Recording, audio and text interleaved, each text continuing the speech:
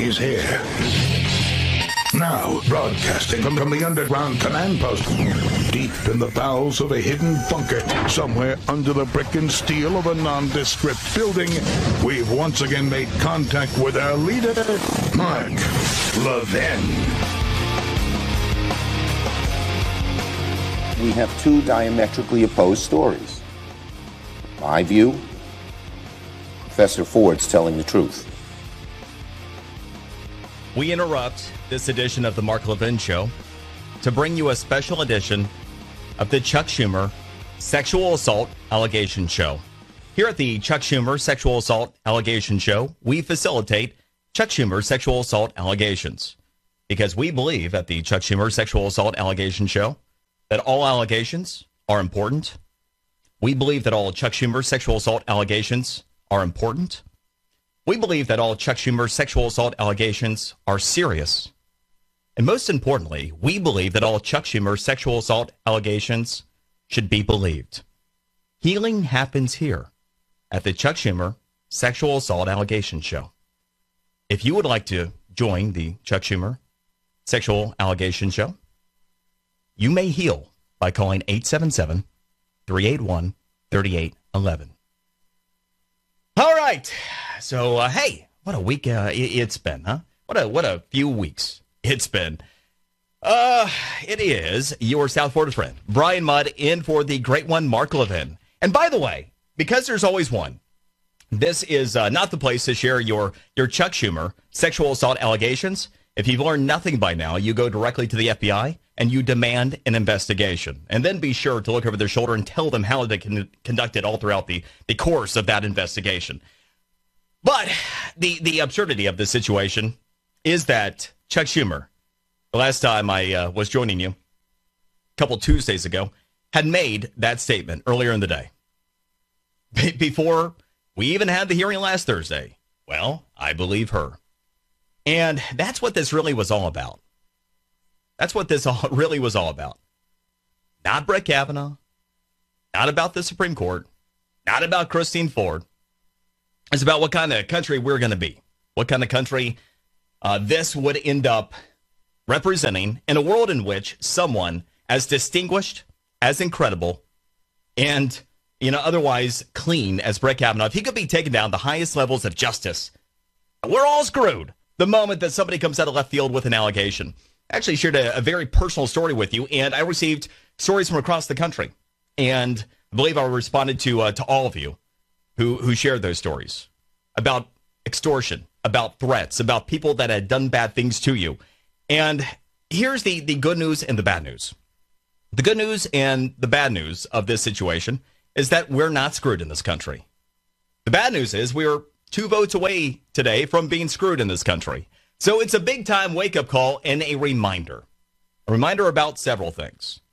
For example, it's a reminder right now that if you are in Chicago and you're a Cubs fan and you're a leftist, wow, it must suck to be you right now. It must really suck to be you. In fact, if I were you, I wouldn't even show up to vote. What's the point? What's the point? Just saying.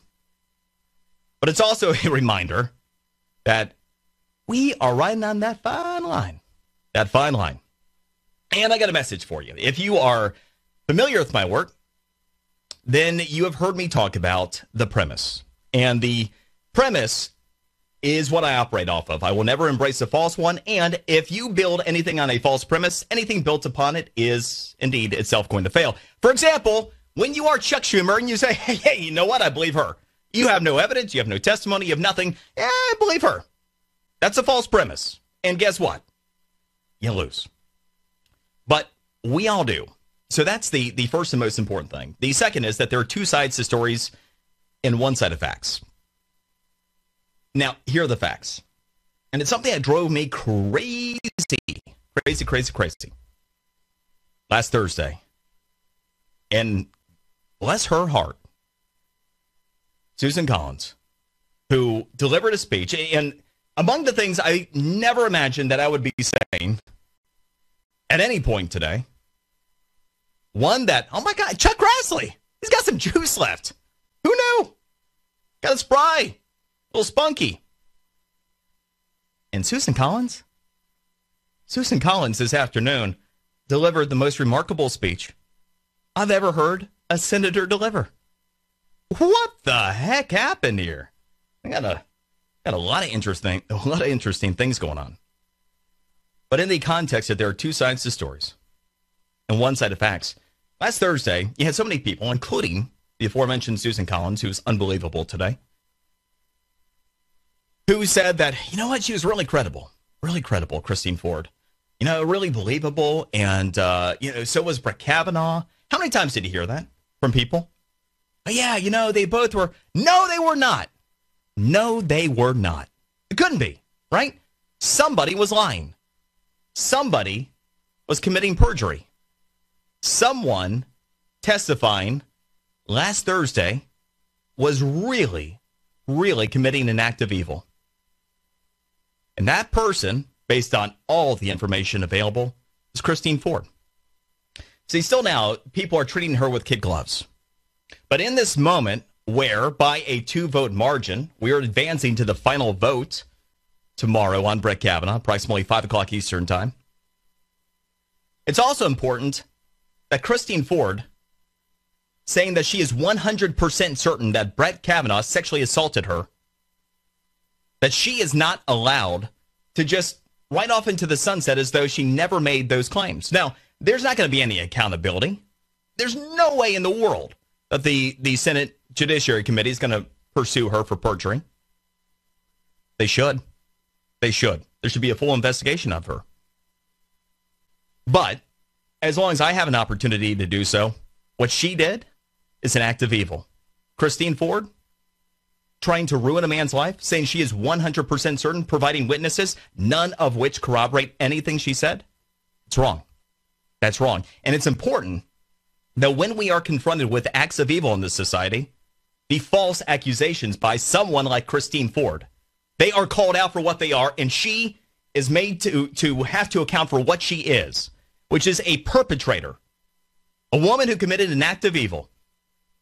But there's some folks that go, yeah, but she might really be a sexual assault victim.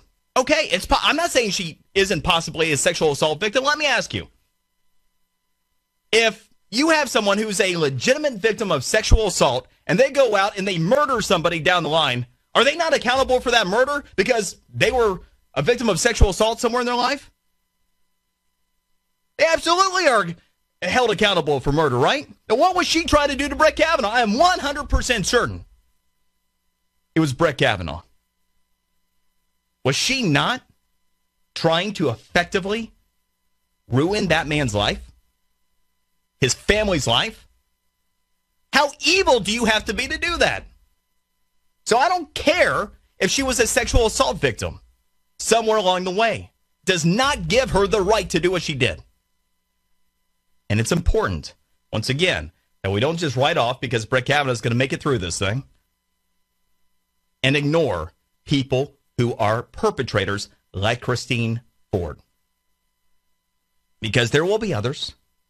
We end up thwarting the biggest issue we could have had in this country, which is due process just going the way of, Chuck Schumer's credibility or the Chicago Cubs season. I'm not trying to rub it in, by the way. I'm just pointing out that if I were a leftist in Chicago, I wouldn't show up to vote because, just why, things aren't going your way right now, and what's the point?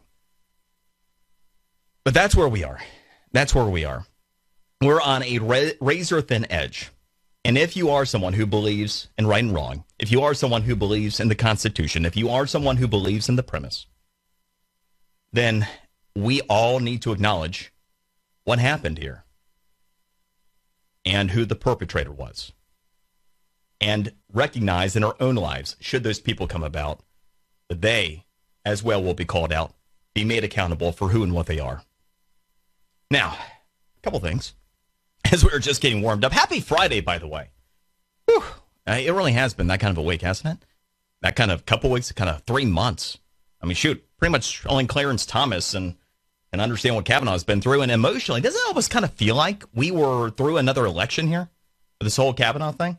It is a pretty emotional deal because there was so much on the line. By the way, I mentioned I'm Brian Mudd, your South Florida friend. I do a morning show. My home station, WJNO in West Palm Beach. I do a mid-morning show, WIOD in Miami. And it's always an honor and a pleasure to be here with you. Occasionally, you'll catch me on Fox News, guest contributor there. And actually, I'm doing my first work for the BBC next Wednesday, and that ought to be interesting. I was interviewing with the folks at the BBC earlier this week, and the producer, so stereotypically British, perfect English, and everything was brilliant. I mean, I talked to the guy for probably 25 minutes, and everything was brilliant. Somewhere along the way, I just wanted to say, and you know what? I don't know that I necessarily like you, just to see if he would say brilliant. But anyway, we'll see how that goes next Wednesday. But I want to give you a heads up here on a couple of things. A little bit later in the show, I'm going to be talking about what's at stake with our police. And there is a new book that is coming out October 30th. You may pre-order it right now on Amazon. It is by none other than Jack Levin, Mark's dad, Our Police. So go ahead and get your pre-order right now. If I were a lesser person, I would actually direct Alexa to go ahead and do that. But I'm not. So I want you to go ahead and do it for yourself before I go ahead and activate Alexa and make it happen for you. And by the way, coming up Sunday night, 10 o'clock Eastern, a brand new Life, Liberty, and Levin. And they're going to be talking about the media. And who is they? Well, he has Molly Hemingway on the show. One of my favorites. One of my absolute favorites in journalism today. So check out that show, Life, Liberty, and Levin. We're just getting warmed up, and we got a whole lot more to get going on. I'm Brian Mudd, in for the great one. Mark Levin.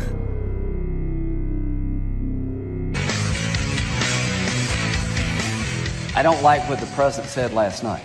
I'm the first person to say, I want to hear from Dr. Ford. I thought she was handled respectfully. I thought Kavanaugh was treated like crap. Yeah, well, boo yourself. Speaking of the folks who stepped up and surprised this week, Lindsey Graham at the Atlantic event in D.C. on Wednesday. Well, boo yourself. It's funny because here you had Cory Booker, a.k.a. Spartacus, and he told us he was having his Spartacus moment. And then Lindsey Graham, actually was Spartacus at the hearing. And he's continued. It's kind of like Lindsey Graham's like the Grinch in a different sense. You know, the Grinch's heart grew three times that day. Let's say that Lindsey Graham's intestinal fortitude grew 3 times over the past 3 months, I believe. And so he's become a new hero in this entire process. Rock solid Lindsey Graham, something else that I don't think many of us necessarily thought would be the case. Couple things. I am very much based on information, the arguments, the information that I provide you, my opinions, all based on information. And one of the things I've been tracking from the word go, the day after Brett Kavanaugh was nominated to the United States Supreme Court, Gallup has always tracked on Supreme Court nominees. And you may be yay, boo, whatever about Gallup. But regardless of what you think of their polling, it's instructive because if they do it every single day ongoing, you can use a baseline to get a temperature check of public opinion on any given issue. In this case, our views of Brett Kavanaugh. And what was interesting, in the very first polling done on Brett Kavanaugh after his nomination by President Trump, we had 4% more Americans say that he should be confirmed than not. Okay, so that's the baseline. That's where we started. Now, after we had the first hearing, and we had 20 senators on the Senate Judiciary Committee and Spartacus do what they did, coming out of that, 4% more Americans thought that Brett Kavanaugh should be confirmed than not. In other words, despite the fact that a couple months went by, despite the fact that they, whipped out Spartacus on him, it didn't change public opinion at all. Not at all. Now, it was interesting because as consistent as that was, we did see with Christine Ford's allegations a bit of a shift. As of Thursday morning, not yesterday, but a week ago, the morning of the hearing, we did see public sentiment, according to Gallup, shift into negative territory on Brett Kavanaugh. We saw public sentiment shift to 3% more people believing that he should not be confirmed than should be. Again, prior to the testimony. All right? That's after everything that the media and the politicians did to Brett Kavanaugh. Where are we today? Well, that's kind of interesting. By a 46 to 45 margin, Americans believe that Brett Kavanaugh should be confirmed. Now, there are two lessons to be learned in this entire process on this information. The first is public opinion, despite all of the emotions, all the nonsense, from Spartacus to Christine Ford to gang raping, whatever. Public opinion only shifted by 7%. 7%, top to bottom. That's it in terms of the opinion. Think about that. Now, what's instructive inside of that 7%, we bounce back to pretty much where this country is. One of the things I find fascinating is when we actually do have representatives in this country that represent us. And in this particular case, the United States Senate is doing pretty much what the American people want to have happen here.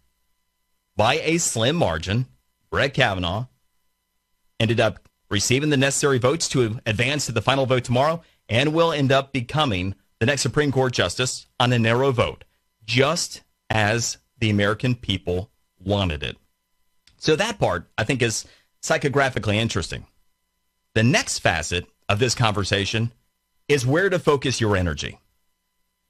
Because how many people are really persuadable politically? One of the most common questions I ever receive has to do with persuading people politically. How do you do it? Well, the easiest way is to tell you how not to do it. Who is it that you are most likely to engage politically? Probably the loudest people in your life that oppose you, right? How does that work out for you? And let me ask you, for the angry leftist that you argue politics with, you ever get anywhere? Or you just get angry?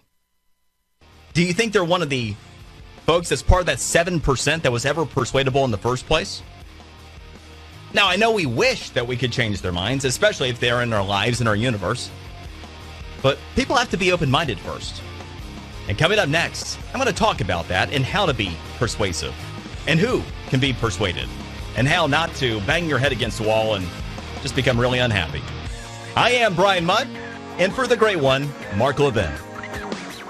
Listen to what David S. from Illinois has to say about his experience using the X-Chair. Here's what he writes. The X-Chair has made such an unbelievable difference in how I sit at my desk and how much stamina I have throughout the day. And I was able to get a lot more work done. David's absolutely right. I truly love my X-Chair, and I know you will too. Trust me, once you feel how much support the X-Chair provides, you'll never want to sit in an ugly, uncomfortable office chair again. And you business owners, X-Chairs are the perfect investment that take the productivity of your entire team to the next level. X-Chair is on sale now for $100 off. Go to xchairlevin.com now. That's xchairlevin.com, or call us at 1-844-4XChair. X-Chair comes with a 30-day, no questions asked guarantee of complete satisfaction. So go to xchairlevin.com now and use code LevinFootrest, and you'll get a free footrest. That's X. Damage, and you're listening to Talk 1398.7.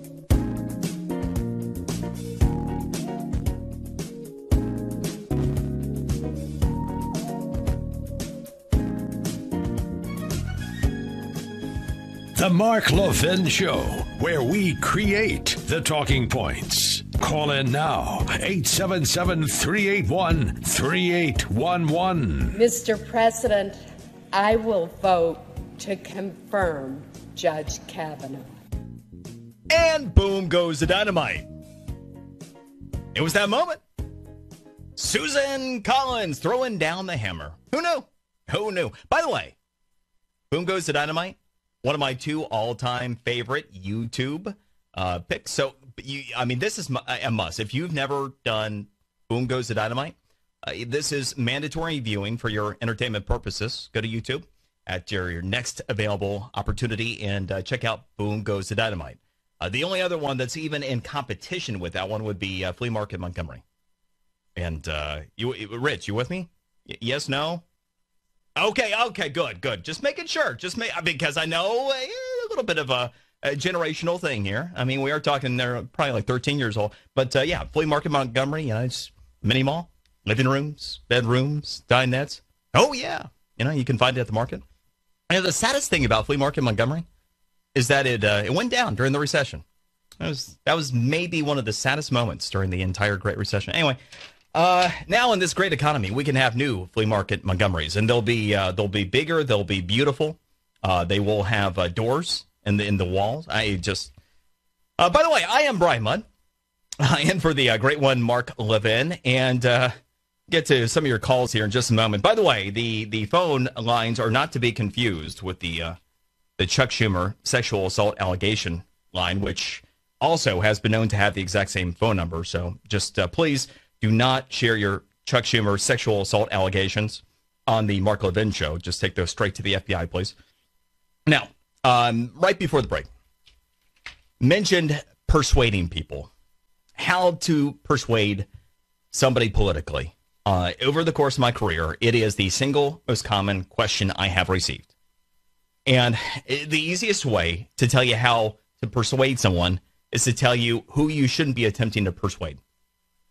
People are closed-minded.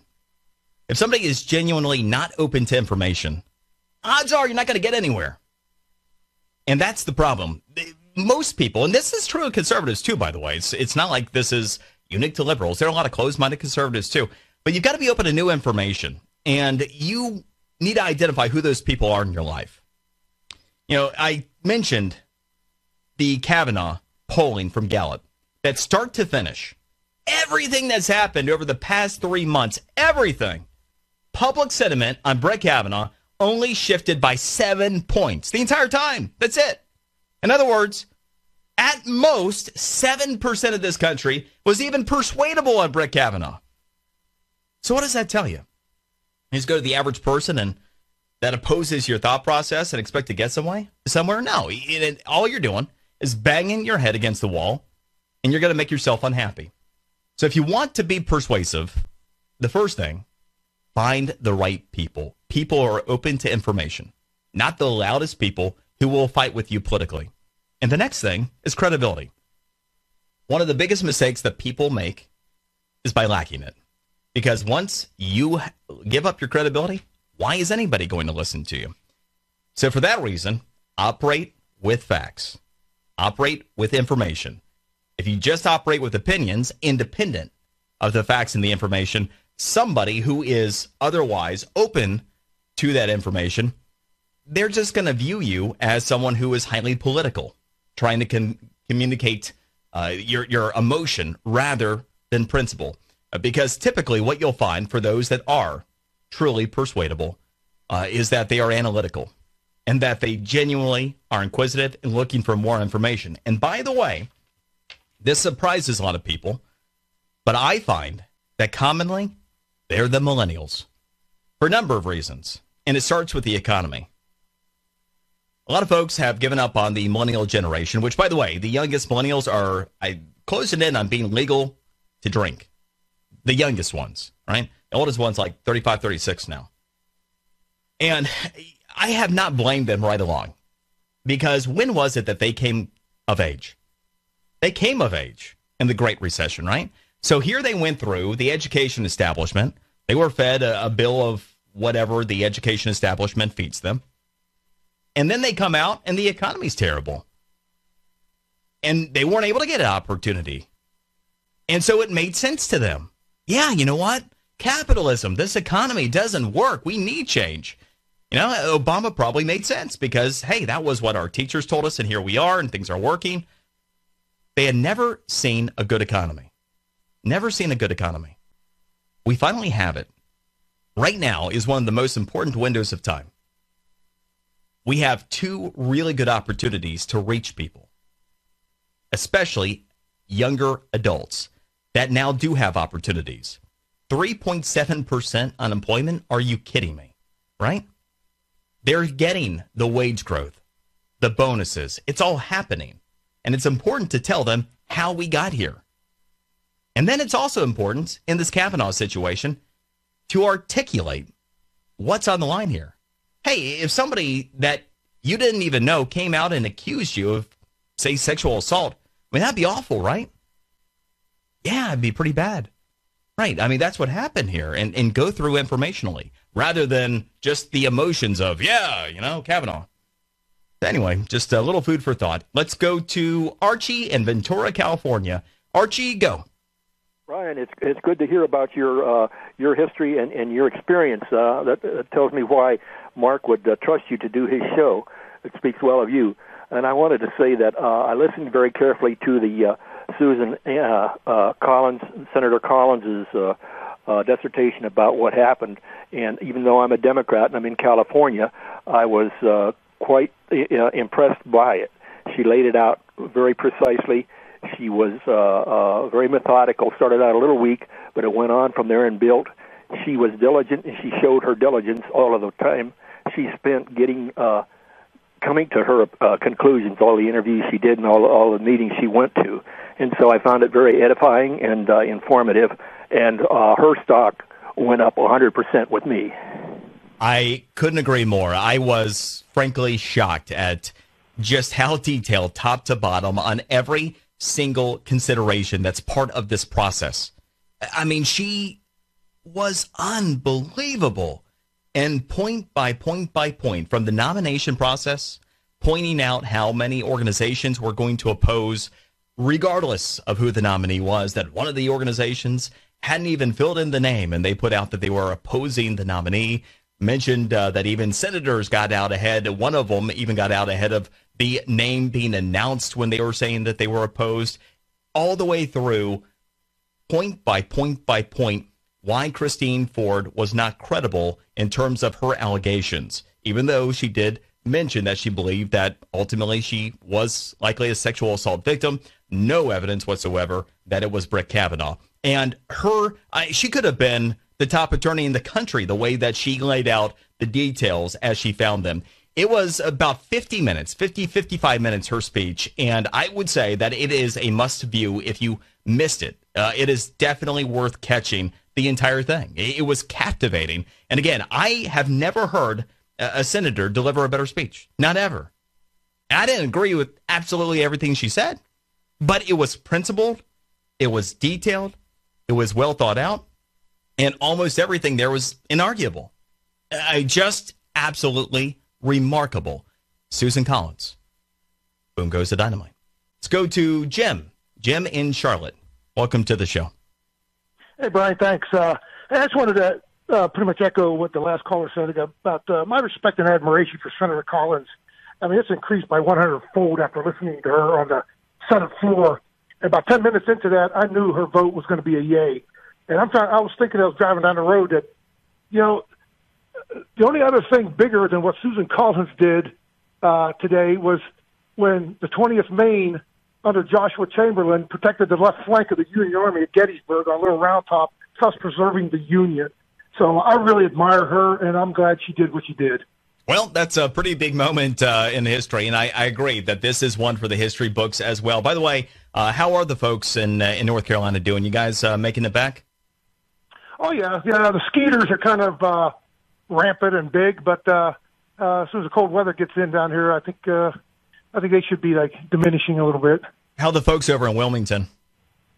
Well, I'm over in Charlotte, but when I was in the Marine Corps, I was stationed over that area, and they're recovering pretty good. They're recovering pretty good, but Jacksonville, Beulahville, those areas, all the water has receded in some of those areas. So I talked to a friend over there. Everything's getting back, hopefully, slowly but surely, back to normal. Yeah, appreciate your service. Thank you for listening and sharing your thoughts as well. May God bless you and all the folks there. Lived in Wilmington for a very short time, and when saw what was going on and heard that it was an island, pretty unimaginable. So glad that folks starting to get it back together after the hurricane in North Carolina. All right, let's go to Jake. Jake's in California. Welcome to the show. Hi.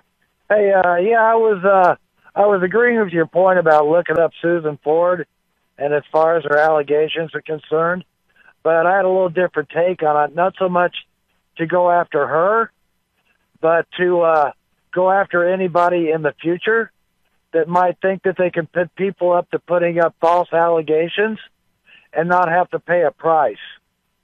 Correct. I think that's the single most important thing, and the reason why I'm not willing to just give a pass, even though Kavanaugh is going to clear this thing, because he's always going to have this stain that he's going to have to deal with. There's a certain percentage of the population that's not insignificant that is going to believe the allegation regardless, and it's not okay to perjure yourself. These are principles.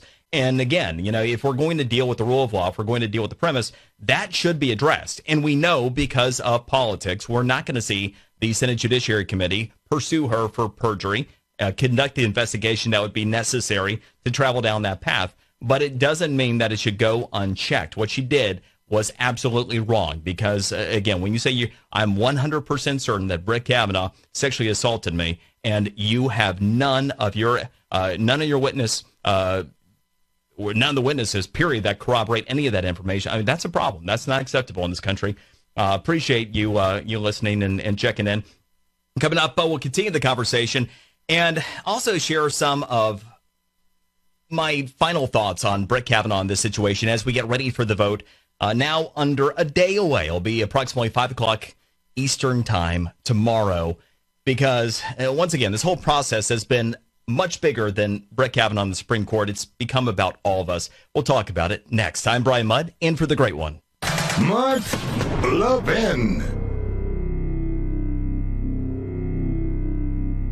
This vote, the yeas are 51, the noes are 49. The motion is agreed to. And there it is. And hey, it's Brian Mudd in for Mark Levin. Happy Friday. I hope you have had a wonderful day and are getting set for an amazing weekend. It certainly has been an emotional time. And no doubt we're going to have must-see TV going on about 5 o'clock Eastern time tomorrow as the final vote should take place approximately around that period of time. But at this point, given that Susan Collins made her speech, made it clear that she is going to be voting to confirm Brett Kavanaugh. And then shortly after that, Joe Manchin, Democrat, West Virginia, who is a Republican in waiting at this point. I mean, it seems like it's inevitable at this point that Manchin is going to go ahead and make the move, maybe after the election. But he said that he is also on board. So it absolutely appears that there are the votes. And in fact, something interesting that developed out of Alaska, Lisa Murkowski voted no. Republican Lisa Murkowski voted no. She did not want to end debate. And again, if debate did not end today, basically Kavanaugh would have been dead. That would have been it right there. The procedural vote today, absolutely critical. So with her voting no, she has come under heat from her constituents on the right. And what's interesting, when you take a look at that in context, is the way they've been going about it. Not screaming, not protesting, not people that are chasing her down in elevators. But there have been a lot of folks that have been lighting up her office with phone calls, letting them know how concerned they are. There have been some pretty good pieces put out, including one by the Wall Street Journal that was amazing, pointing out that, hey, if Lisa Murkowski were to have it her way here, the Ninth Circuit Court of Appeals would be kind of the final say if you end up having basically this split court and you had significant decisions that would impact Alaskans. The Ninth Circuit rulings, ultimately, if there weren't a decisive decision at the Supreme Court, that would stand for all Alaskans. Seems like Lisa might now actually be reconsidering. Let's take a look at the most likely outcome here. It looked like it might be in that 52-vote range, and we might end up there, even though we were 51-49 today. Now, something that I have tried to lean on from a point of optimism throughout this process is the positive that can be gained from all of this. How many people knew how many folks were on the Senate Judiciary Committee until the past couple of weeks? I haven't known many. I mean, even you, an astute listener, somebody who cares and is engaged, did you know that there were 21 members? Well, I mean, okay, so 20 in Spartacus. But did you know how many members of the Senate Judiciary Committee there were? We learned that, right? I mean, it's one small detail. But for many folks, because we don't teach civics in school, this has been an opportunity. And Kavanaugh in particular, that man, what he has been through, and having a backbone of steel to see this thing through. Holy cow. Incredible person. Definitely a role model that we can all point to. And that's ultimately what I think Brett Kavanaugh's role is. Twofold. One, I think he taught history by what he went through during this process and having a whole new generation of people engaged and paying attention. The second thing is, I think we have a new role model that we can point to. One of the big concerns, of course, has been, Trump's going to Trump. Donald Trump has been an incredibly effective president of the United States. Not necessarily the best role model, right? But if you want to introduce your kids to somebody that seems to have all the right priorities in the right places, lives the right way, doesn't back down when he's faced with adversity, well, you absolutely can point to Brett Kavanaugh now. How many folks necessarily knew how many Supreme Court justices there were before all this? Yeah, I'm sure you did, but a lot of folks have learned that. A lot of folks have learned about how the Senate actually works. And that's important from a point of civics as well. How deliberative the process is by design. All these procedural votes and everything that's happening now, including the 30-hour window that we're in as we wait until approximately 5 o'clock tomorrow afternoon for the final vote. There are a lot of things about our government we complain about, a lot of things we don't like, a lot of things that we should be frustrated by. But there are always opportunities. And we're in one of those moments, one of those historical moments that we can look back on. And this could be an opportunity for a generation to learn what they never would have learned. And to have an opportunity in a time of adversity with leadership to point to somebody who does it the right way and doesn't back down. I'm Brian Mudd. We'll be right back. I'm in for the great one, Mark Levin. Now, broadcasting from the underground command post, deep in the bowels of a hidden bunker, somewhere under the brick and steel of a nondescript building, we've once again made contact with our leader, Mark Levin. There has also been considerable focus on the future of abortion rights based on the concern that Judge Kavanaugh would seek to overturn Roe v. Wade. Protecting this right is important to me. But then she said, Susan Collins said, but to hell with it. I'm voting for him anyway. Kidding. In fact, it was one of the more interesting moments during the course of her 55-minute speech earlier today, which, again, was, I believe, the best, the finest I have ever witnessed a United States senator delivering. Just incredible. Definitely something worth your while if you did not catch it earlier today. Easy for me to say. By the way, I'm Brian Mudd, in for the great one, Mark Levin, your friend here in South Florida. I do a morning show on WJNO, West Palm Beach, a mid-morning show, WIOD in Miami, and always an honor and a pleasure to be here with you. Now, one of the things about Susan Collins during the course of her dissertation, you might have found some moments where you're wondering, is Brett Kavanaugh really the conservative I thought he was? Is he really the constitutionalist I thought he was? I'm not so sure anymore. I mean, that was how good her depiction of Brett Kavanaugh was, how thorough her investigation was. All the folks she interviewed. I mean, she laid it all out there. Just remarkable. And, it might raise some questions about how he would end up ruling on things like, say, pro-life matters. And there is an important point within the pro-life conversation here as well. Brett Kavanaugh, pretty evident, being the good Catholic boy that he is, he's pro-life, right? But does that necessarily mean that he brings that philosophy to the bench? It doesn't. It doesn't necessarily. It hasn't, as she pointed out, based upon some of what he has ruled on and stated previously.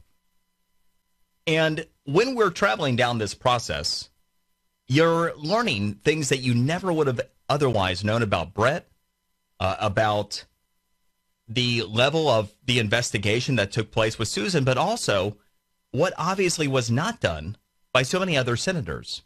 And this is where it's instructive for you with the folks that are in your neck of the woods.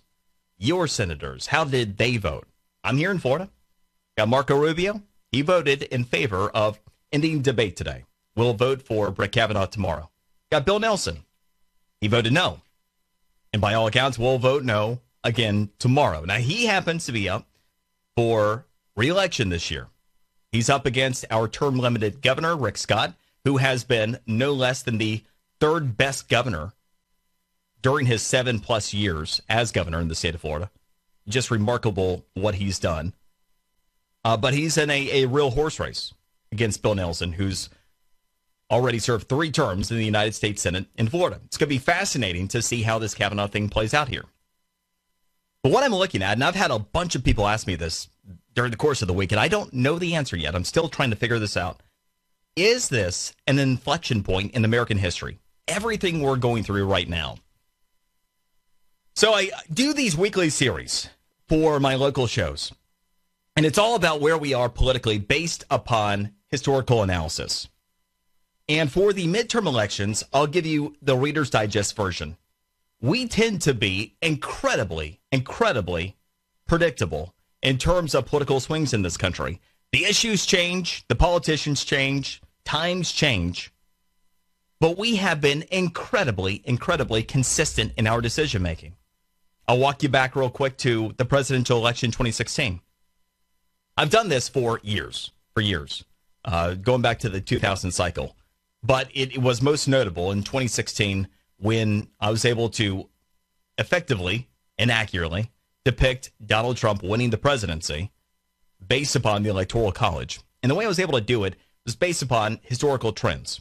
Simply put, you take a look at history back in 2016, we had a full-term Democrat who was president. There has still, to this point in American history, never been a full-term Democrat who was succeeded by an elected Democrat. Not ever. After 8 years, we tend to have enough. The only time it has ever happened that a Democrat succeeded a full-term Democrat was Truman after FDR. He inherited the office. Yes, he later ran as the incumbent and won. But because of that, we tend to be incredibly consistent. And all during the primary process, especially here in Florida, folks were asking me with Rubio running, isn't Rubio more electable? Trump's winning. This can't be good, this and that. So look, vote for the person you believe in. Because the odds are the Republican candidate will win. And sure enough, there you go. Now, in the context of midterm elections, you're probably aware that the incumbent president's party loses generally. In fact, there have only been 3 times since we had the 2-party system, which started in the late 1850s, that the incumbent president's party has actually gained seats. Only 3 times. And they each happened with an inflection point in American history. The first time was 1934. FDR was president. We had the Great Depression. The second time, 1998. We had the Bill Clinton botched impeachment effort by Republicans. Inflection point, American history. And then the next one came 4 years later, 2002, George W. Bush in the wake of 9/11. So it took the Great Depression, 9/11, and the botched impeachment of Clinton to bring about the president's party gaining seats. The average outcome in a midterm cycle is that the president's party will lose 4 seats in the Senate, 30 seats in the House. If just the average outcome happened this year, Democrats regain control of everything. Now, there's no chance whatsoever that Democrats will gain 4 seats. There's a better chance at this point that Republicans gain 4 seats than Democrats do. And Republicans are almost certainly at this point going to retain control of the Senate. Matt's favorable for them. Heidi Heitkamp has pretty much done herself in North Dakota. She voted no today. And what we have seen ever since she indicated that she was likely to be a no vote, about 10 points. About 10 points worth the difference in her race in North Dakota, and she was already in danger there. Claire McCaskill, Missouri, voted no. She already was trailing slightly in the polls, likely to end up being a big-time issue for her. And then Joe Donnelly in Indiana, same deal, voted no. These are all big Trump states. Then you did have Joe Manchin in West Virginia that voted yes. Joe Manchin, by the way, is almost certainly going to be reelected. I'm back at this. Again, when I've been taking a look informationally at how much this vote meant in those particular states, an average of about 10 points. Yay or nay, because those are pro-Trump, pro-Kavanaugh states. So the Senate almost certainly going to stay. But still, the House, you take a look, and if you check any of the polls, you check the sites, you take a look at everything right now, it does not look good for Republicans. It looks like Republicans are pacing somewhere in the neighborhood of about 30 losses, which would be enough for Democrats to take control of the House. But I continually have people say that they just don't see that happening. They don't see it happening. They don't see it happening. And my question is, and this is what I'm working on, because, again, I base everything off of information. Are we at an inflection point in American history? Is this number 4? Is Donald Trump as a catalyst, just him being the disruptor as president of the United States, then this Kavanaugh situation, is that analogous to what we went through in any of those other examples? Not the Great Depression. Not after 9/11. But if you're looking for a comp, you absolutely could point to 1998, right? There are so many similarities right now. Booming economy. That's what's going on right now. In fact, our unemployment rate is much lower than it was in 1998.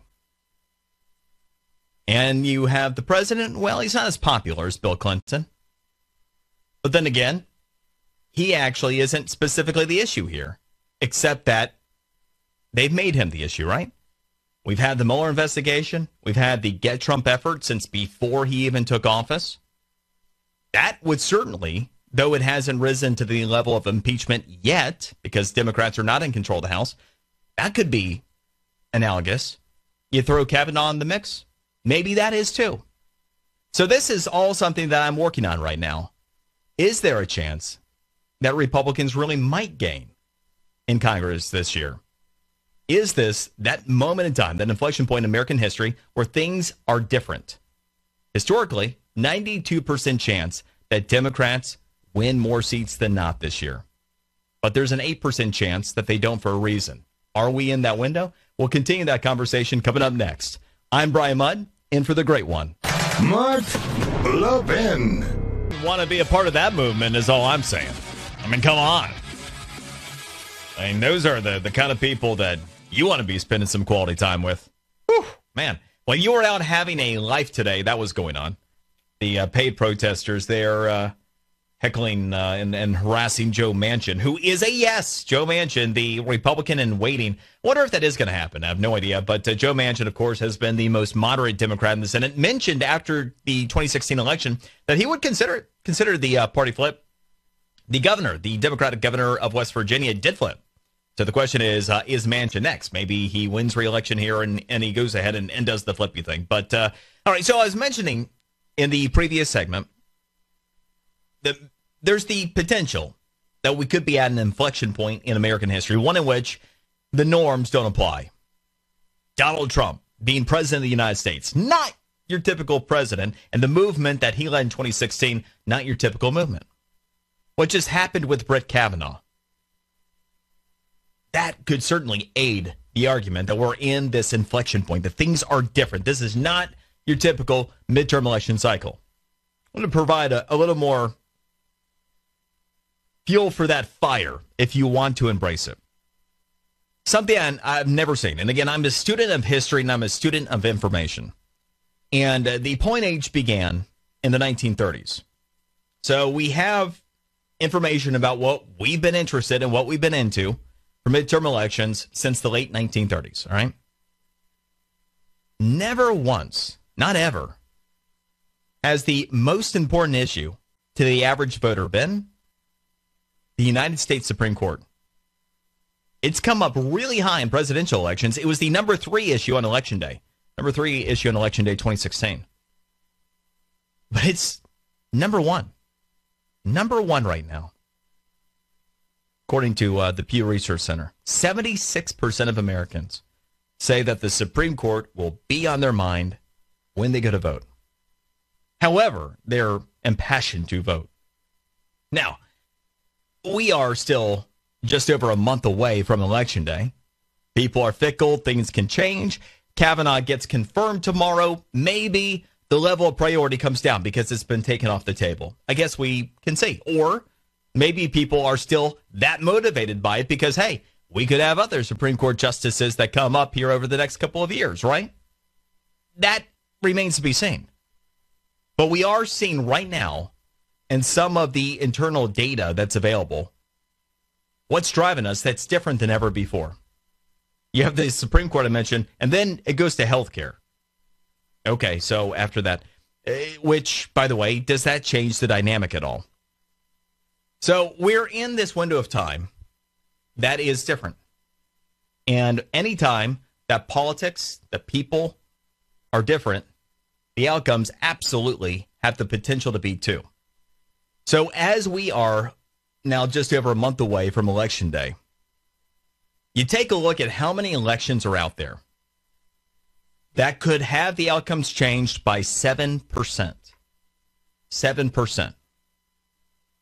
And that is the potential for what could happen if there were a red wave that came out of this.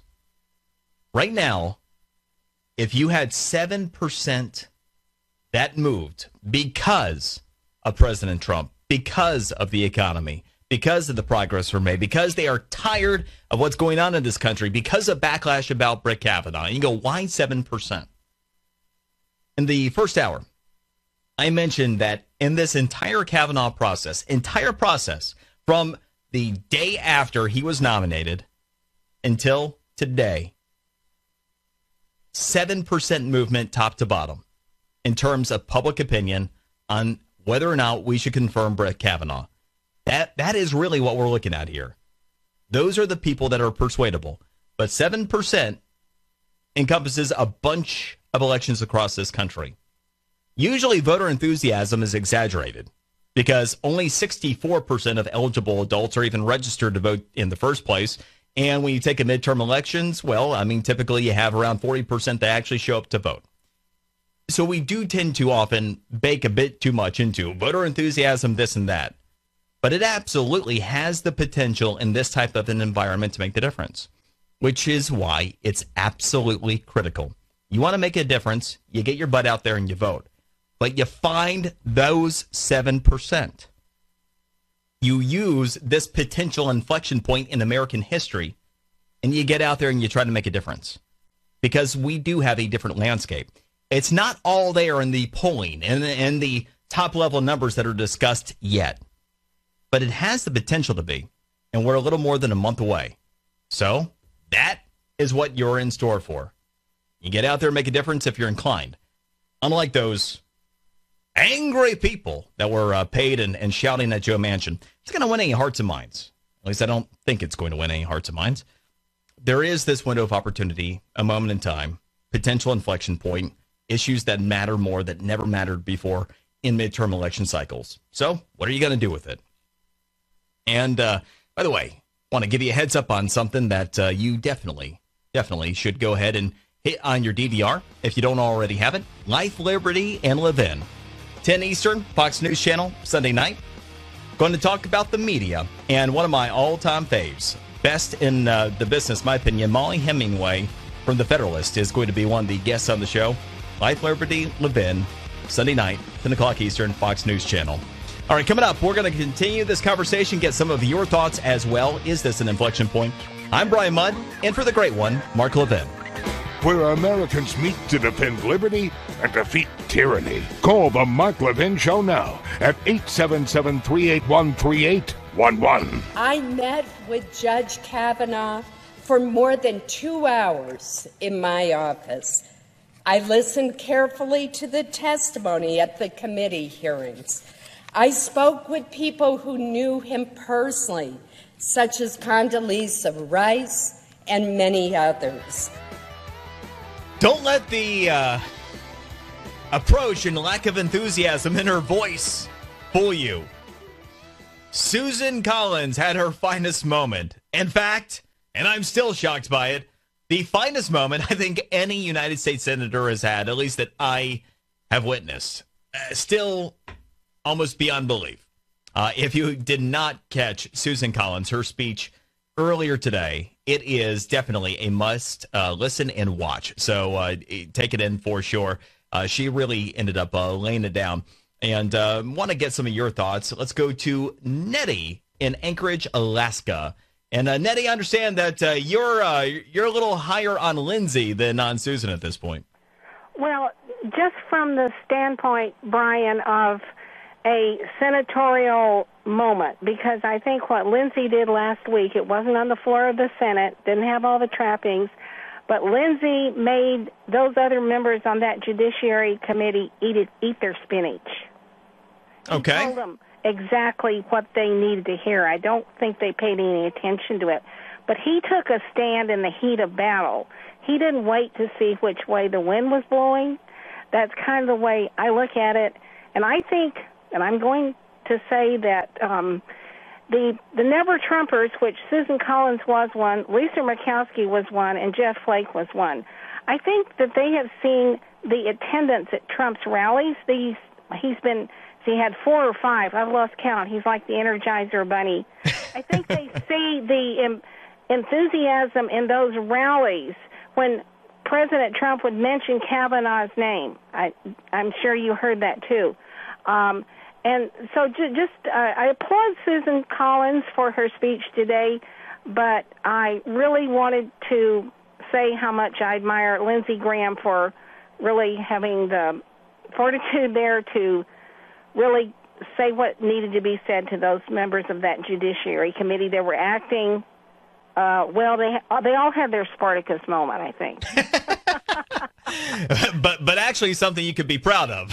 But, I would agree with you. It was probably Lindsey Graham's finest moment as well. You talk about the 5 o'clock hour, 5 o'clock approximately Eastern time tomorrow. We're going to have this vote. And it was approximately 5 o'clock Eastern time that Lindsey Graham, a week ago yesterday, ended up having that particular moment where he's fed up. Now, respectfully, I'm going to disagree with you just in terms of him influencing, in this particular case, Susan Collins. She was so principled and detailed as she laid out. I don't think there was anything that she was going to be swayed by virtue of simply the pragmatic yet emotional plea of Lindsey Graham. But ultimately, I'm not going to take anything away from him. It really was a pretty incredible moment. But speaking of Lisa Murkowski, I'm interested to get your take, given that you are in Alaska. So she voted no today. The heat is being put on her. Ultimately, what are the implications in Alaska? Does she have a chance to win her next election if she ends up going down this path? Well, I wish I knew the exact answer to that, Brian. Judging from the very popular radio show in the afternoon from 3 to 6 up here, I listen most every day, and believe me, the people, I can't remember very many calls, maybe one hand for Lisa. All the other calls have been, we hope she votes for Kavanaugh. Okay, it's going to be interesting to see what happens there. I actually think there's an outside chance that she ends up becoming a vote in the affirmative tomorrow. I know that earlier today, in addition to her voting no to end debate, she also indicated that he wasn't the right person at the right time for this country. But then she walked back those comments later in the afternoon after she started getting some of the response in. So she'll be an interesting one to watch tomorrow, although it should likely be a formality, which gives her cover, by the way, because you can go ahead and you're Lisa Murkowski and vote in the affirmative because it's not going to alter the outcome almost certainly tomorrow. All right, let's go to Dan. Dan is in Clearwater, Florida. Dan, welcome to the show. Hey, thank you. Yes, sir. Hey, I was watching and listening to Senator Collins' speech today, and at first I was stunned. I was amazed. I was impressed. And then partway into her speech, I started going, this is damage control. And I started going, wow. I mean, the American public and importantly to the Democrats, the independents are getting angry. And they need to lessen the damage, and they need to run damage control. They need to lessen the damage to them. That's what I saw. I think that actually her speech was scripted. She did not speak like her text was written. So I don't think that was genuine. I think that they were really running damage control and trying to, take the anger directed that they righteously have towards them and lessen it. Where I can't necessarily go along with that, the level of detail, starting from the very moment that she depicted what happened at the time of the nomination, she detailed and chronicled everything that she thought ran afoul. And I don't know that she would have had that level of detail if she were just trying to rally here in the 11th hour to try to save face for the moderates in the Senate.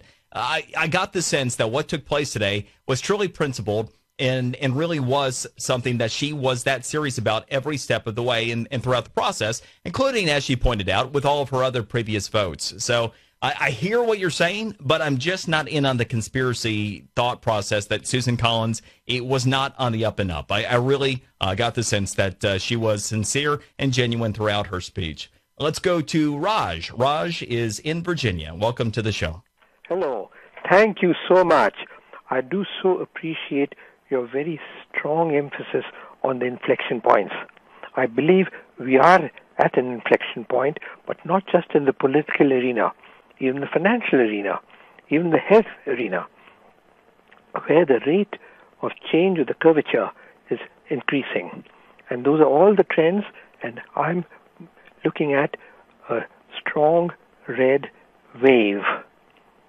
On the other point you mentioned about our knowing more about our political system, it has to do with what's happening locally in D.C.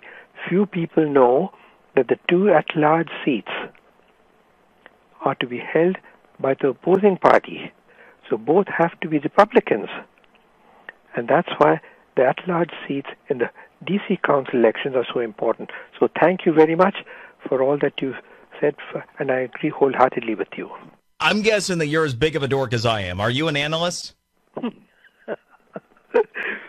I have been an engineer all my life. Okay. I had a feeling that it was somebody who was of a similar type of thought process. Anyway, I am not an engineer, though, not by a long shot. I can't even change a tire effectively. Just ask my dad about that one.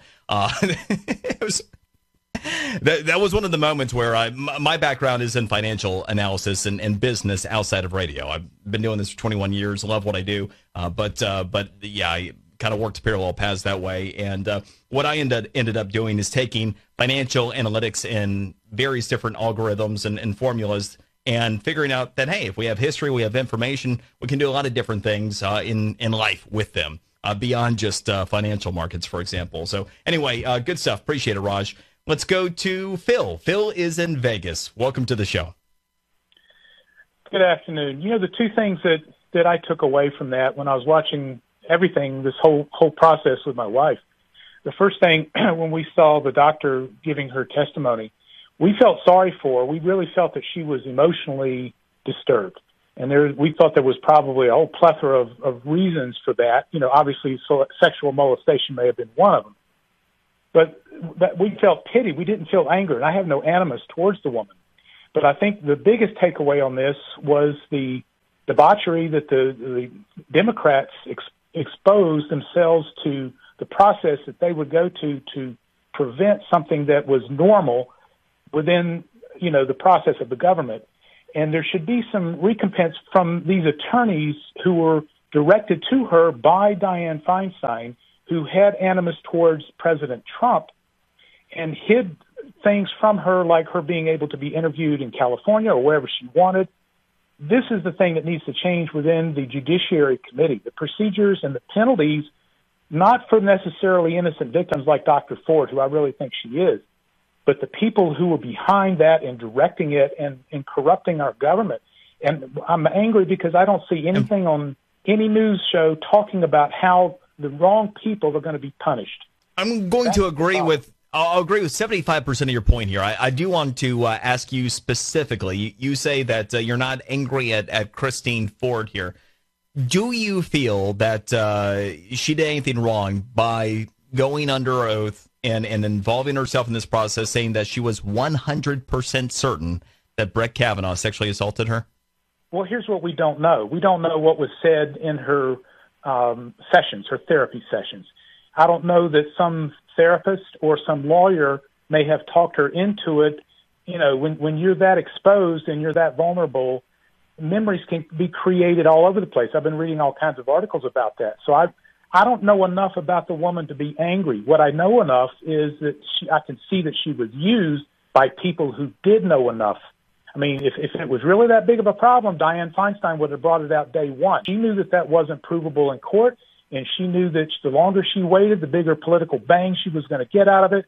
And putting the attorneys who hated Trump to begin with in charge of it, she knew that it was a no-lose situation.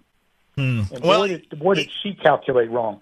It's interesting. You bring up a lot of compelling and interesting points. I still can't get there in terms of her having necessarily been coerced into this mindset. Remember, she's a professional in the field. After all, as part of her credibility, she was telling us about how, emotions are stored and memories are stored in the hippocampus. Was that the only one, by the way, when she pulled that out that went, seriously? This is how you're attempting to establish your credibility as a witness? It was one of those moments to where it's like, okay, you see what part of her tactic is here. But anyway, I still feel she's accountable. You go under oath. You're involved in this process. You say you're 100% certain. You provide all of these witnesses. And the thing that's odd, too, if she was going to end up being coerced by, some psychologist that these are the memories that you really had, where would she have received all those names that she provided as the witnesses? That's difficult for somebody who is a third party that wouldn't have been involved in that process to instill in her. I just can't quite get there. But otherwise, very compelling and interesting thought. All right, I am Brian Mudd in for the great one. Conduct of left-wing dark money groups and their allies in this body have shamed us all. The fix was in from the very beginning. Before the ink was even dry on the nomination, the minority leader announced that he would oppose Judge Kavanaugh's nomination with everything he's got. The spry Chuck Grassley, everybody. Who knew? It's been full of surprises here the past couple of weeks. And Lindsey Graham, the rock-solid pillar of constitutional conservative principles. You've got Susan Collins laying down the hammer. And Chuck Grassley, he's got juice. And then you got McConnell. By the way, good old McConnell. He has an amazing way of just annoying the crap out of you for months, occasionally years. And you just want to, what is it that we need to do to talk you into retirement, Mr. McConnell? That's where we end up. But then he has those moments, like once every couple of years. It's like, and that was amazing. All this week, single most important person to watch, Mitch McConnell. Every step of the way, he did what he needed to do. I just remind, and he's going to get the vote done. So anyway, some faith restoring moments for folks who are on the right that take a look at the party and go, wow, a lot of these people suck. They still might, but nevertheless, they have had, many of them, very strong moments here of late. Now, in South Florida, something happened yesterday that became national news. We have a way of exporting a lot of stupidity here in South Florida. I'm Brian Mudd in for Mark Levin, and I'm in West Palm Beach. Now, this happened in Boca, which is the city that is furthest south in Palm Beach County yesterday, and the Palm Beach Post was covering this. And as soon as they did, wow, this crowd, as they put it, of retirees in Boca, which, by the way, if it was 50 people, 50, that's being generous. But anyway, speaking to a crowd of retirees in Boca Raton, John Paul Stevens Thursday said that High Court nominee Judge Brett M. Kavanaugh, who Stevens once lauded in one of his books, does not belong on the Supreme Court. Stevens, a lifelong Republican who is known for falling on the liberal side of judicial rulings. Gee, you think? You think? Praise Kavanaugh in one of his rulings in one of his books, blah, blah, blah. Anyway, here's the deal. I do credit the Palm Beach Post, by the way, for at least being somewhat honest by saying that he is known to fall on the liberal side of things. Let me give you an idea. The media sucks in this country, all right? And I don't have to tell you that. But it is really easy to informationally and empirically tell you who and what John Paul Stevens is, because anytime you can find a Republican, in this case, a lifelong Republican. Let me give you an idea about John Paul Stevens, former Supreme Court Justice. He is to the Republican Party what Stephen Breyer is to the Republican Party. You go, Stephen Breyer, isn't that a liberal from San Francisco on the court? Yes! Bingo! Stephen Breyer. Know why? Because a handy-dandy little check of the Washington University School of Law's Supreme Court database went back and compared the voting records of one John Paul Stevens, 2 other Supreme Court justices he served with. Guess who he broke with most commonly? You guessed it, Stephen Breyer. Oh, imagine that. And I can even put a number to it. You ready? John Paul Stevens, the lifelong Republican Supreme Court justice, who said that Brett Kavanaugh should not be on the court, on partisan split decisions during his time as a Supreme Court justice, he was 79% liberal, 21% conservative. And again, to give you an idea, Stephen Breyer, exact same split. In fact, went one step further. Want to know how liberal John Paul Stevens, who does not believe that Brett Kavanaugh should be on the Supreme Court, how conservative this guy really is? If you compare voting records in the United States Senate right now on partisan splits, there are 40 U.S. senators, 40, that are more conservative, that are Democrats, than John Paul Stevens was as a Supreme Court justice. Just thought that was interesting. You know, 2 sides to stories, 1 side to facts, that kind of thing. Numbers are fun. And I wish more people actually did their job. The media. I'm Brian Mudd, in for the damage a man's reputation who's had really a stellar career. And so I think Americans look at that and they say, well, gee, if they can drag someone like Kavanaugh through the mud, you know, who's done so much and has been so well regarded by so many people for 30 years, then who the hell else could they not drag through the mud? Bingo! And that's what I've been talking about right along. In fact, when I was last with you, we could go Tuesday. That was the entire premise of what I was sharing during the course of the show. This entire Kavanaugh thing was not about the Supreme Court. It was not about Brett Kavanaugh. It was about all of us. Because if they could take down Brett Kavanaugh with an accusation or accusations without any evidence, and we just presume if we don't like you, you're guilty, we're all screwed. We're all screwed. I mean, that is the end of the story. And so the single most important thing that has happened here is not that Brett Kavanaugh is about to be approved for the Supreme Court of the United States. The single most important thing is that the presumption of guilt wasn't accepted here. That was far more important. And again, it's a razor-thin margin we're riding on right now. We were that close, 2 votes today, to the presumption of guilt being the new way that we do things here in this country. And could you imagine how emboldened people would be? Not just towards politicians, but again, if somebody got sideways with you at work, somebody got sideways with your kids at school, I mean, that's what's at stake here. So much more. Hey, it's Brian Mudd. I am your friend here in South Florida. I do a morning show in West Palm Beach, WJNO. I do a mid-morning show, WIOD, in Miami, and it is always an honor and a pleasure to be able to pinch hit and fill in for the great one, Mark Levin. By the way, the audio there that you just heard, that was Ron DeSantis, Republican gubernatorial candidate, and my buddy from Fox News Radio, Eben Brown, one of the best in the business, caught up with Ron earlier today and sent me that clip. It is about so much more, as Ron correctly pointed out.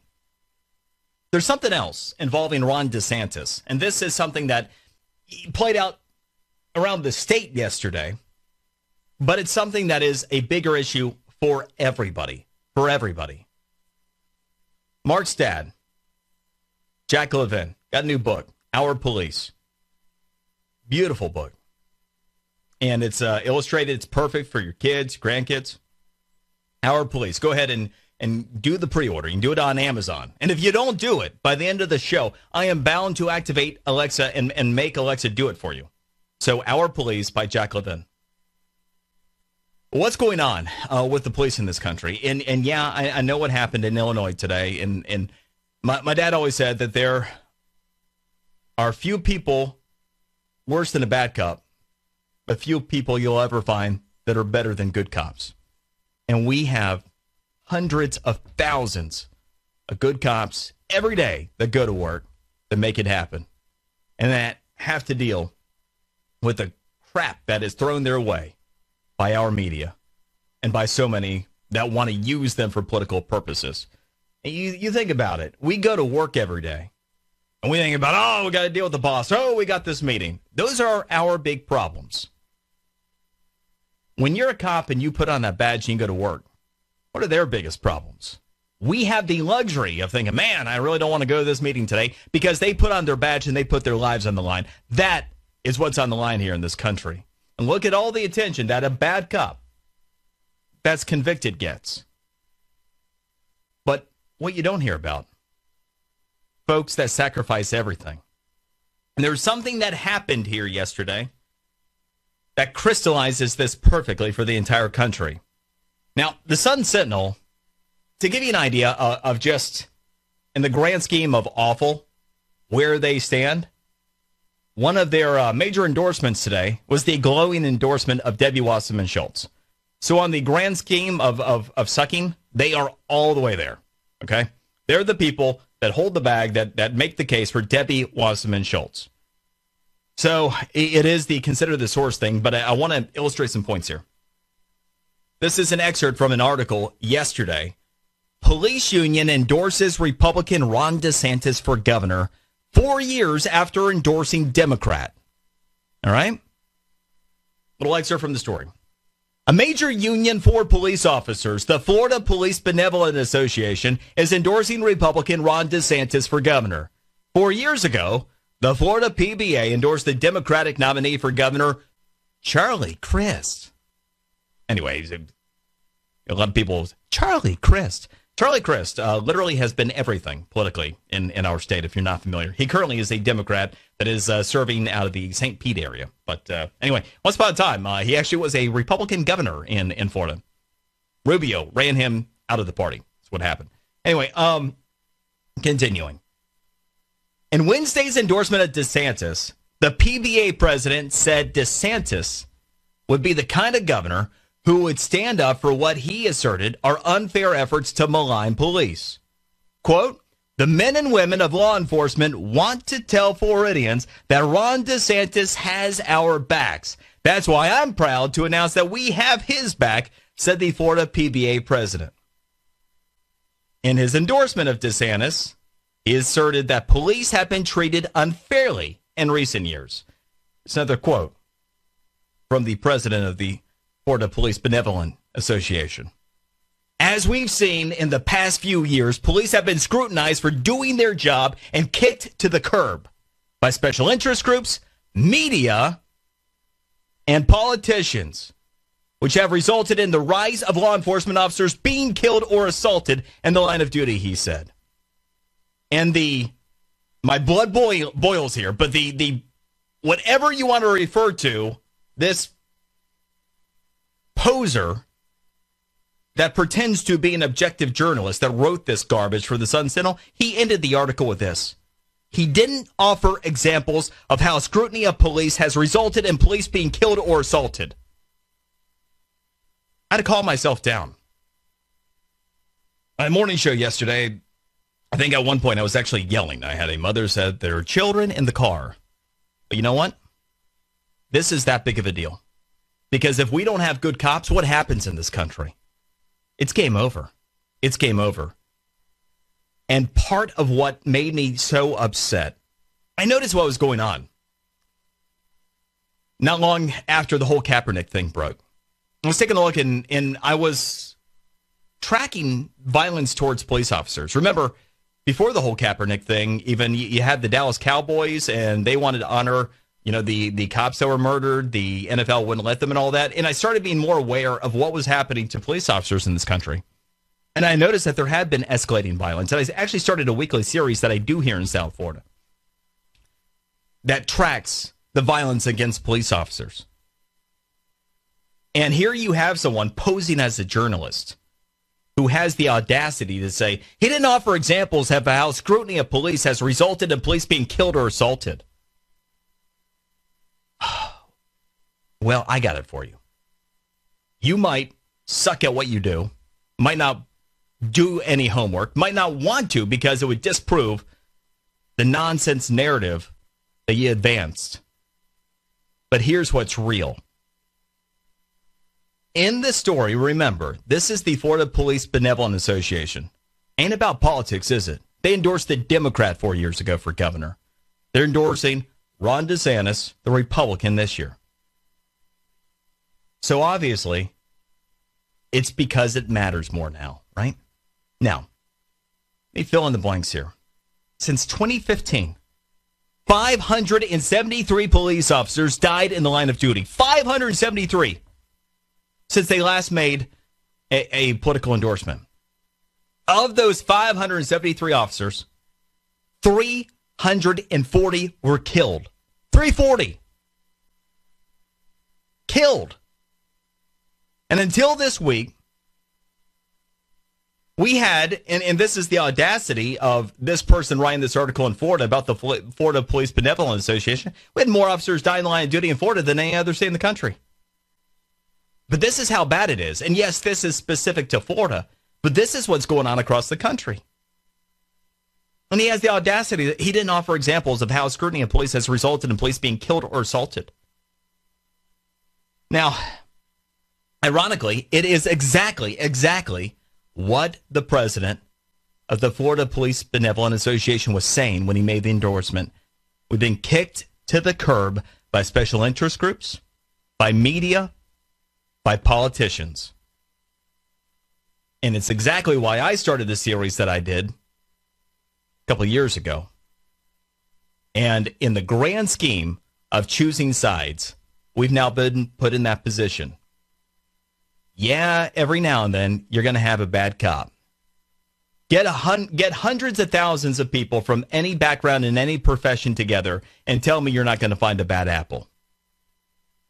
But almost every one of them, good people that put their lives on the line every single day for us. And it is our responsibility, now more than ever, to back the badge and spread the word. It's not getting better. It's getting worse. We got this kind of crap that's going on in media. If we don't have good folks, the wannabe police officers that put on the badge, that leave their families, and by the way, just this year, we've had 70 widows, 70 people that have lost their spouse in the line of duty. We've had more than 100 children that have lost a parent in the line of duty. Stories that are never told. But if we don't have great folks to pick up that badge, to put it on, that fill that hole, that fill that void, the rest of it doesn't matter. And that's the other way the left is systematically chewing through our society. So support your police, back them. It's about a hell of a lot more than politics. I'm Brian Mudd, in for the great one. United States Capitol Police, you're illegally blocking and impeding the roadway. If you do not remove yourself from the roadway, you will be placed under arrest. This is your third and final warning. Leave women! Leave women! Be arrested! Leave women! Leave women! Be arrested! Leave survivors! Leave women! Leave women! Leave survivors! Leave survivors! Oh, yeah. By the way, that's just some of what police have to deal with. Just talking about the importance of supporting our police because of what goes on out there. That's the kind of crap they were dealing with today in the Capitol as you had the protesters. I mean, and again, from a political movement standpoint, who doesn't want to be part of that? I just want to leave ideology by the wayside for a moment. One of the things I've never been able to get my brain around, how especially young people go, yeah, those people make a lot of sense. You know what I should be doing? I should be part of that. Now, let's be real for a moment. A lot of those folks in D.C. are pros. They're paid. These are folks who don't have lives. The rest of us, we go to work, we have lives, and we go about our business later in the day and we go, oh, okay, that's what the losers are up to today. Yes, those are what the losers were up to today. The losers that go out there and they get paid, and in many cases, they end up getting paid more if they're willing to get arrested. So, yes, they are those people. But nevertheless, just in terms of winning hearts and minds, it's fascinating. Now, last segment was talking about police, talking about law enforcement, and we've had, obviously, this immigration debate that's gone on forever, and seemingly no resolution in sight. But the other aspect of that conversation that often is overlooked, refugees. And I have long had my focus on refugees for a couple reasons. One is principle, and the other the implications of refugees. Now, a lot was made, though it wasn't big in the news cycle because obviously we know what the news cycle has been. But a lot was made that we ended up having the fewest refugees in decades, at least since 1975, according to the State Department. Oh my gosh, we're not importing, even more people into the United States and paying for all that to happen.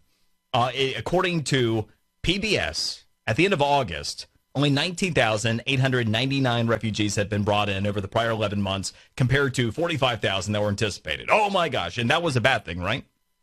And then they went on to talk about how we're only anticipating 30,000 being brought in next year. Oh my gosh, that's just terrible. Now, here's what is often not discussed. The implications. The implications. When are we going to be compassionate to Americans before we try to be compassionate to the rest of the world? Here's the way this works, what you're not told. We as taxpayers pay to bring the refugees into the United States. The average cost tends to be around $14,000 per refugee. And according to the Center for Immigration Studies, the typical immigrant, guess what happens when they get here? Well, they live on government assistance for a minimum of 5 years. And the average 5-year cost per refugee, $64,370. Now, you ready to hear how much it costs to relocate a refugee into a safe zone if we get involved? $1,057. So we could actually relocate approximately 64 refugees into safe zones without importing them into the United States. And by the way, 91% of refugees we bring into the United States end up on food stamps, and 68% also end up receiving ongoing welfare, other programs made available. Now, how compassionate is that?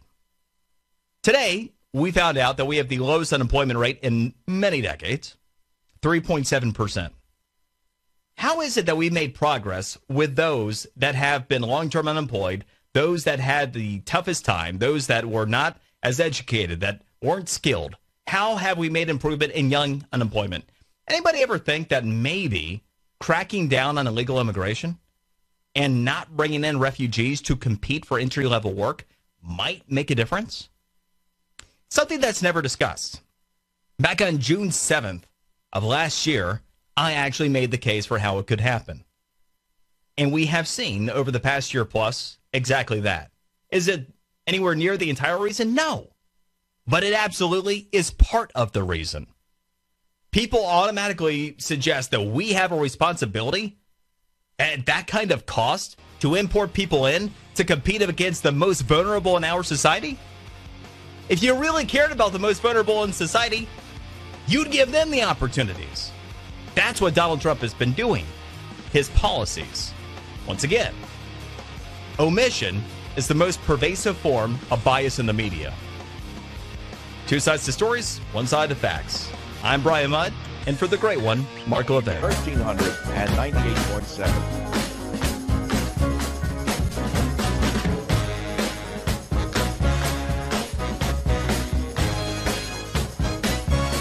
On the straight and narrow path, you have a guide. Mark Levin. Call him now at 877-381-3811. Ultimately, the existing evidence, including the statements of 3 alleged eyewitnesses named by Dr. Ford, refuted Dr. Ford's version of the facts. The spunky Chuck Grassley. He had some juice left. I mean, I can't be the only one who thought during the Ford Kavanaugh hearing 8 days ago that the ship had sailed. There are plenty of moments where you're always wondering, is he awake? You're right there, Chuck. But no, I mean, he rose to the occasion this week. I mean, he does have some juice in the tank. Susan Collins, I mean, who would have thought? Boom, she lays down the hammer. Lindsey Graham might actually be Spartacus. I mean, it's been an impressive showing by some of the maybe least likely suspects in the Republican ranks. All right, get to some of your thoughts here. Earlier this hour, talking about police, the importance of supporting them now more than ever, given everything that they face in terms of danger in our society, along with a media and politicians that are complicit in basically playing politics against their interest often. We have Brian from Greensboro. Brian, retired cop. Go. Hey, Bud. How's it going this evening, Bud? All good, man. Good. Yeah, so I started law enforcement in 2010 and just recently got out back in June. I decided to open my own business. And one of my main reasons for it was because of the hostility towards police across the nation in general. Give me an idea. Give me an idea of some of what you came across in the field. I dealt with Antifa whenever they came after the Confederate statues down in Graham, North Carolina. Dealt with IWW from Durham at the same rally. You know, I've dealt with people look at you and flip you off or just say F you because you're a police officer. I've been working when other officers have been killed in the line of duty. And what is the response in the media? What do you get in terms of what you see with politicians, what you hear in the media, compared to what you lived? You know, you see the hostility on the media. That's all they portray. They just portray the bad cops, the cops that are always doing something bad. But you know, I worked with a lot of good police officers, just like you were talking about, that did the best that they could with the circumstances that, you know, they were in now in this day and time. And they still treated people with respect and dignity, just like they should be treated, even when they weren't being treated that way themselves.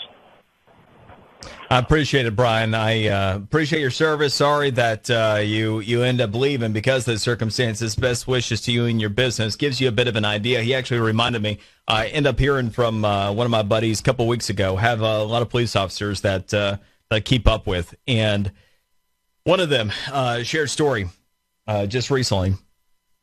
There was a family in Sedan. 2 kids, husband, wife, and African-American, white police officer. They ran a red light, and he said he was going to give them a warning. They clearly ran it, but didn't end up being dangerous. He was simply going to pull them over and warn them. So he pulls them over. He approaches the car, and not only is the driver, the father, cussing at him. Kids, which he estimated to be maybe around 10, 11 years old, were flipping him off and cussing at him too. Now, these are the stories that aren't told. It's not politically correct. Stuff like this happens every day, all the time. You have folks that put their lives on the line all the time. National news everywhere. Big deal what happened with the bad cop in Illinois, convicted today. Well, you don't hear the 4 cops that had been killed in the line of duty over the past week. And their families. The widows, kids without fathers. That's what's real. And if not for us, then who's it going to be? So I say again, every cop is a good one. But out of hundreds of thousands, almost all of them are. And God bless them, because if not for them, where are any of us? Where are any of us? And let's see, I believe we're actually getting Ian right now on the line, another police officer. I'll go ahead and go right to you. You get to the front of the line because you're another police officer. I want to hear from you. Ian, go. How are you tonight? Hey, doing well. Fantastic. No, I just wanted to comment that I have to agree with all you're saying. I've been in law enforcement now for 6 years, and it's, especially with coming from my department, you just see it face to face because we are in a college town itself. So everything that the media puts out towards us, you're definitely feeling it, especially from that younger generation who's only been taught that way. And it's like one interaction after another where you're trying to change that. God bless you, man, and the folks who serve with you. One thing I'll tell you, and again, I do this series down here in South Florida every week. I will tell you that there is a lot of support, kind of like the silent majority that came out and made Donald Trump president, elected more Republicans top to bottom the United States of America in 2016 than at any other point since 1928.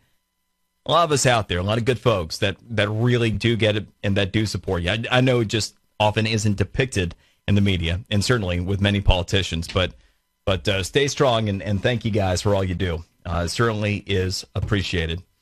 All right, we'll switch gears, go back to Senator Collins and her big day. Joe in Gainesville, Florida. Joe, go. Hey, Joe. Joe, you're up. All right, Joe, you were up. Let's go to Glenn in Springfield, Illinois. Glenn, go. Yeah, hi, Brian. Can you hear me good? Yeah, we got you. Okay. Hey, thanks for taking my call, and thank you for all that you do. I'm calling from Central Illinois. I'm proud to say that Springfield is my hometown. That's where I'm calling from. But I'm afraid to say I'm not proud that Dick Durbin is from my hometown. And I heard some of the comments that he made the other day face-to-face to Brett Kavanaugh, and I was appalled. There's no respect there, no professional demeanor, nothing. And I think that Dick Durbin, and I'm saying it, I'm one of his constituents, Springfield, Illinois. Dick Durbin owes him an apology. No doubt. And I credit Senator Collins. It's refreshing that she took the time to sit down with this man and get a one-on-one conversation with him. I give her credit for that. No doubt. Good on her finest moment, and you're absolutely right about Durbin and all the others. I mean, how many politicians? We started with Chuck Schumer today in the Chuck Schumer sexual assault allegation line. He, before we heard or anything from Christine Ford, before we had any facts presented, said that he believed her. And what happened in this country in part because of people like Dick Durbin, because of people like Chuck Schumer, who said that they believed her. That's all part of the damage that was done in this country. Let's go to Anthony in New York. Anthony, go. Hey guys, how are you? All Thank good. you very much for your great show. I just wanted to say I'm finally proud of the Republicans. I'm an independent, but I'm really finally proud of the Republicans. They started fighting back. It looks like it's like Karate Kid number 364, where Mr. Miyagi Trump goes out and teaches the new sapling there how to fight back against the bullies. And the Democrats definitely didn't expect this, so they got it handed to them. So I'm really proud of them. You got an interesting take here. This is not something that's been advanced, at least in my presence before. I'm interested to get your take. You think that potentially Donald Trump, being Donald Trump, maybe provided the necessary juice for Chuck Grassley to figure out that he's not washed up, for Susan Collins to go, holy cow, I do have a backbone, for Lindsey Graham to, I don't know, actually attempt to be Spartacus. Is that kind of what you're talking about here? Absolutely, because I mean, if you remember when Trump first came out, every time he would say something, everybody would go hide under rocks. And now they're all fighting back, and they're standing up, and I mean, it's amazing. I mean, yes, Lisa Murkowski kicked the beehive, and then turned around and went and stepped in it. But it's okay. I hope she knows how to say welcome to Walmart once she gets thrown out of the not elected again. So. Let's see how that goes. But as far as the rest of them go, I'm finally proud of them for standing up and doing the right thing. Arguably, Walmart deserves better, but I appreciate that. That's a really, really compelling thought. Good call, Anthony in New York there.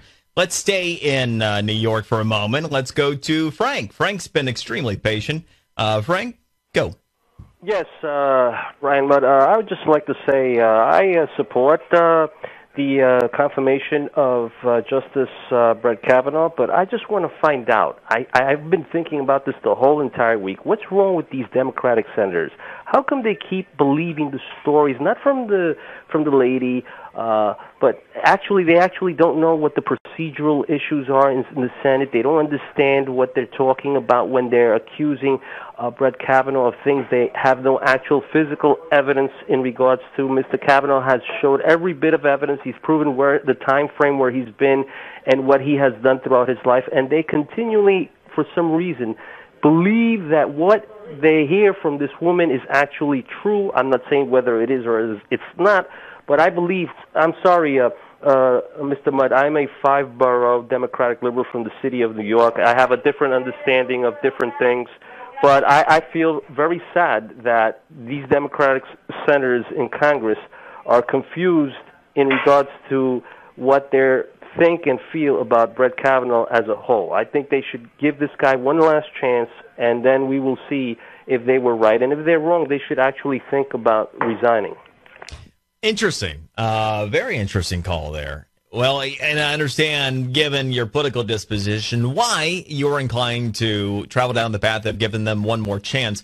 My thought ultimately is a bit more maybe cynical, which is, it's the by any means necessary. And, politics trumps all, no pun intended. But interesting, especially coming from a Democrat, to hear that on principle, you think there comes a point, and we're close to it, to where these people should resign. All right, I am Brian Mudd, in for the great one. Mudd. No, this happened. I had one beer, right? I had one beer. Well, do you think it was? Nope, it was one beer. Oh, good. How did you get home? I don't remember. How'd you get there? I don't remember. Where is the place? I don't remember. How many years ago was it? I don't know. I don't know. What neighborhood was it in? I don't know. Where's the house? I don't know. Upstairs, downstairs, where was it? I don't know. But I had one beer. That's the only thing I remember. Are you not entertained? It's amazing. It's amazing. I mean, look, it's very real, right? That was, of course, from the rally. Was that one, the Mississippi one, I believe, Tuesday night, where everybody, oh my gosh, even Susan Collins, who was amazing today, was like, oh my gosh, that was so inappropriate. Was it? Or here's the irony behind it. Because Trump is always crazy and out of control like a genius. What did he say that's not true? Anybody? Think about it. Anything he said there, while being incredibly entertaining, was any of it not true? Huh. It's a fascinating way of being able to cut through the BS in a purely Trumpian way. And you take a look at where we said. You ready for a scorecard here for a moment? Pretty remarkable. People will sit there and mock him when he said, I've done more than anybody has in the first 2 years, or whatever, you know? Oh, yeah, you. No, seriously. Get this. You know how many executive actions Donald Trump has engaged in since he became president? 314. I keep up with this crap, too. 314. Yeah. I mean, think about how many days we've had. Supreme Court Justice, tomorrow, he's going to have his second. Tax reform. The amount of progress he's made, despite the obstacles in front of him, truly remarkable.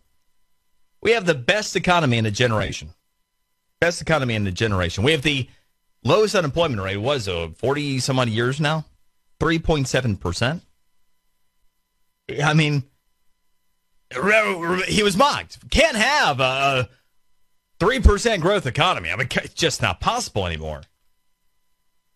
Well, guess what?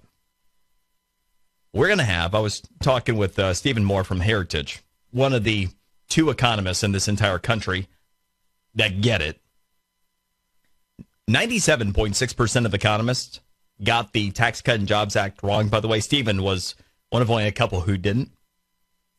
But you take a look at the impact of policy and how quickly it has happened. Stephen was telling me yesterday, We're going to get another 4% plus quarter. The quarter we just wrapped up, when you get it, it's going to be over 4 again. Second consecutive quarter of not 3, 4% growth. Donald Trump. Mocked. You know, crazy like a genius. Uncontrolled like a genius. Let's go to Ron in New Orleans. Ron, go. Hey, Brian, how are you? All good. Listen to Mark Levin since about 2015, and it's been a breath of fresh air ever since. And I'm glad he has you on. I think one of your callers had mentioned that Donald Trump had inspired a spine in the GOP. I think he's done more than that. I think he cleared the playing field so that we could see everyone clearly. And in the 2 years that it's taken for there to be enough rope drawn out between the Russia hoax, the special counsel, Antifa and the paid protesting, Hillary Clinton and her denials, Wasserman and all of that crap, the obstruction of the appointments that still go on today. It's a good point, Ron. Appreciate it. Honor and a pleasure being with you. Thank you, as always, for listening, and may God bless you.